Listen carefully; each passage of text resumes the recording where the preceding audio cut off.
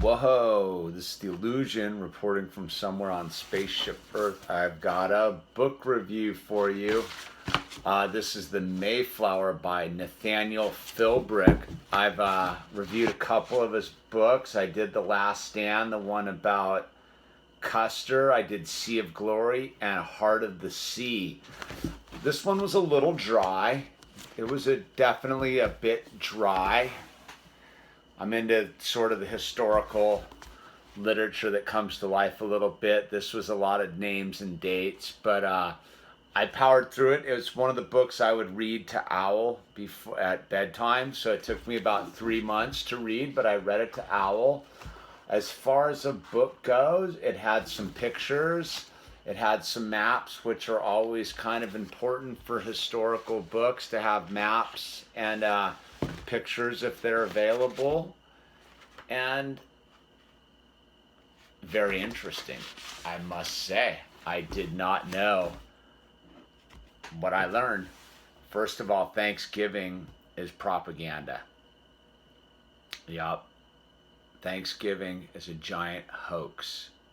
It has nothing to do with, in fact, it's the exact opposite. So you realize right off the bat that the first thing the Pilgrims did when they came was they stole a cache of Indian corn. Right off the bat, man, Pilgrims started stealing from the Indians. So the one thing that I found real interesting that I had no idea was that the Black Plague had just wailed on New England and the eastern seaboard for the previous 3 years, and where the Pilgrims landed had been hugely depopulated by the Black Plague, and where Plymouth actually was an already established community. The Poconokeets, I think it's the Poconokeets Indians, was already an established community of original people, but they had been decimated. So the Pilgrims didn't exactly have to break land either, and the Pilgrims did show them how to plant corn and all that kind of stuff. But what I think's really interesting is at the beginning, the original people tried to have a go at it. We're like, all right, man, we'll let you guys like coexist with us. They were open to the concept, and the colonists were relatively cool. But what happened was other colonies started. They had the colony up in Boston. Colonies started popping up everywhere, and eventually, like 50 years later, it broke out in a huge war. King Philip's War. I didn't know anything about King Philip's War, which was basically the original people all united and went on a killing spree and went to war and tried to kill off all the colonists, and did a pretty good job of it. But I think that what I found to be interesting of it all was, once again, the mythology of history was smashed. I think on the concept that the Pilgrims were anything but self-serving people holds true. I mean, they did come for the right reason, so it wasn't, they didn't come to like slaughter people. They did come to set up their like perfect Christian colony, which was a little bit wacky, I suppose. But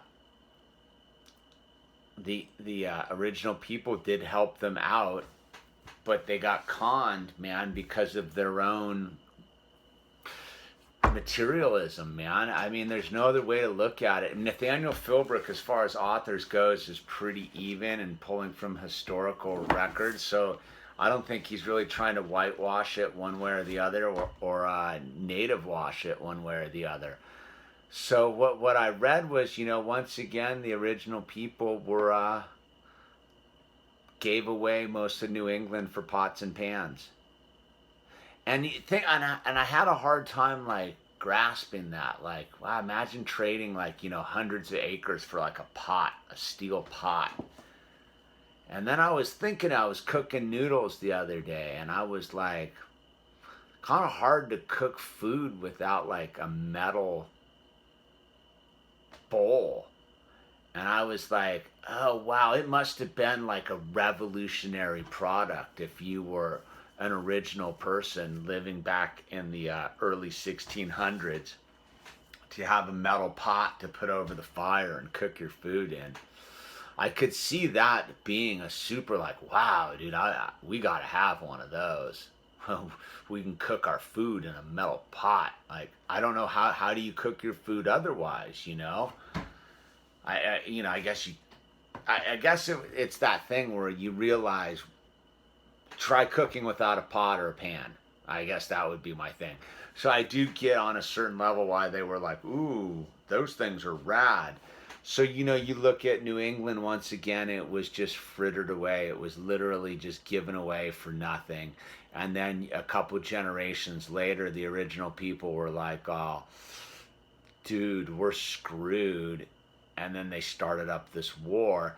And really what happened was they didn't want to start a war, except that by then the second and third generation pilgrims and colonists who had come over had basically become assholes and gotten greedy themselves and were all about taking the land, and the original people were just getting pushed together. And they were the interesting thing, and I didn't know this, was it was fully like interracial, like they mixed, like the communities were super integrated. That's the word I'm looking for.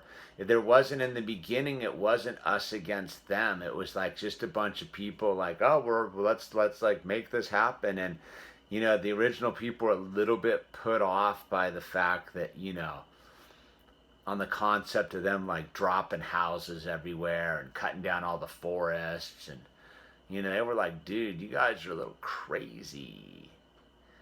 But then, they went to war and they got wiped out, man. It's kind of gnarly to read. Like, they got, like, wiped out, man. And the ones who lived got sent down to the Caribbean as slaves, man. Kind of heavy, dude. It was one of those books where you're like, I'm glad I muscled through it. Like, I had to actually muscle through this. Like, I would say that, like, the other Nathaniel Philbrick novels I read, like, The Last Stand was a page turner, and Sea of Glory and The Heart of the Sea were all page turners. This one was a little dry. Like, you have to earn it. You have to earn it. But I'll say that I'm super grateful I did read it, because it did dispel the myth about, and again, that the concept of Thanksgiving is relatively new machination. They they didn't start really coming up with the whole concept till like the early 1900s, maybe late 1800s. And so, and the whole thing with Plymouth Rock's sort of a misnomer and a little bit of myth. It was a lot of myth was dispelled, and yet there was a great chance once upon a time. There was a chance for the original people and the new inhabitants to like live in harmony together, but it went sideways because it took a lot of work. And then I guess from there on out it was just killing Indian. They weren't the original people anymore. They were just killing Indian. And that's where a lot of that, the only good Indians and dead Indian stuff came from. But like those first guys, the first people to land, they weren't haters, man. Yeah, they did steal their corn, but they were starving. So I guess I do understand that. But they weren't haters. Like there was a chance, man. Like that's the interesting thing. There was a window in the early 1600s where something different could have happened, and it just went sideways, and everybody was responsible. And this is the other interesting thing too, is the idealizing of the original people. Like they factioned out. Like they could have actually swept the colonists, except they were busy doing their own infighting about nonsense, man. Like it gets pretty into that whole thing of like the different tribes and how they wouldn't unify to go fight the colonists, and then a lot of the original people had become what were called praying Indians, which meant that they had become Christians, and they prayed and they cut off all their hair and they turned their backs on their original culture. It's pretty sad.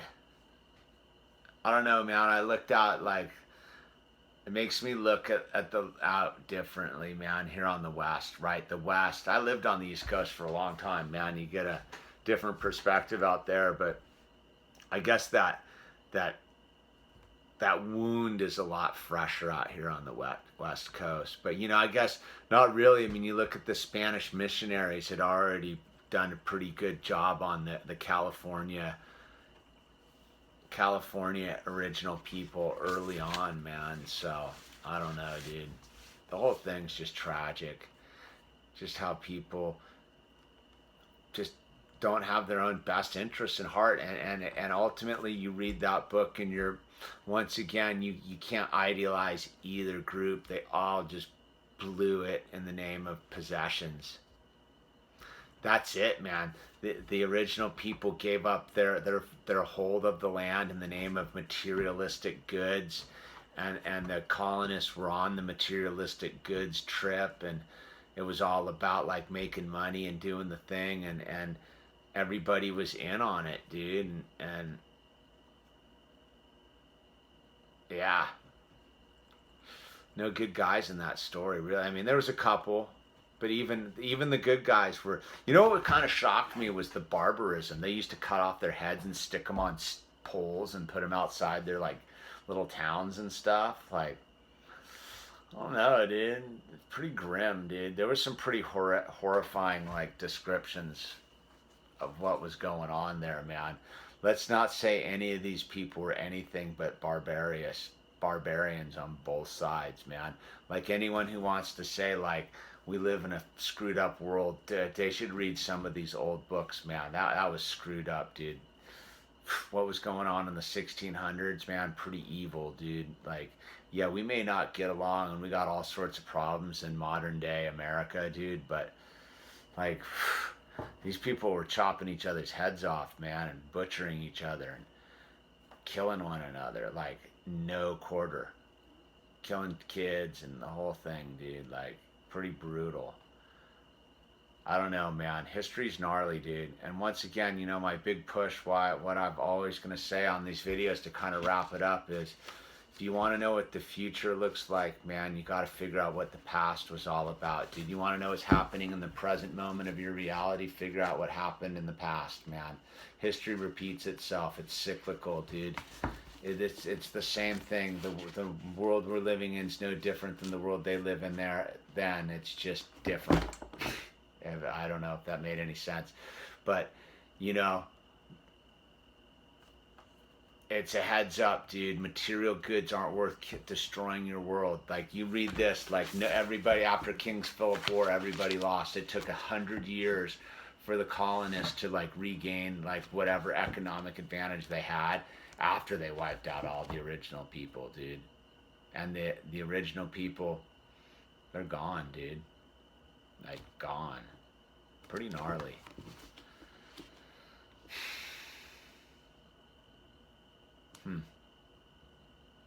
History. Heavy, man. Super heavy. Anyway, this is The Illusion. I got all sorts of other book reviews out there. Nathaniel Philbrick, The Mayflower.